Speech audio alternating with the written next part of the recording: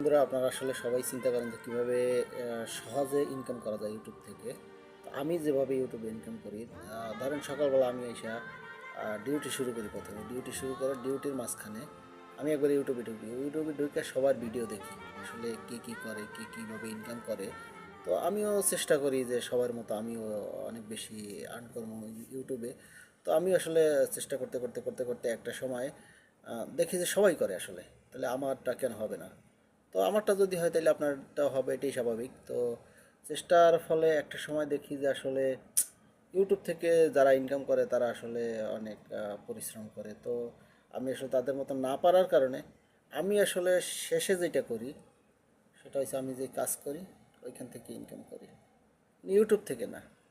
এই যে যেই কোম্পানিতে চাকরি করি আর কি, ওই কোম্পানির থেকে যে মাস শেষে বেতন পাই ওইটাই আসলে ইনকাম করি। ইউটিউব থেকে আসলে অত বেশি ইনকাম করি না। ধন্যবাদ।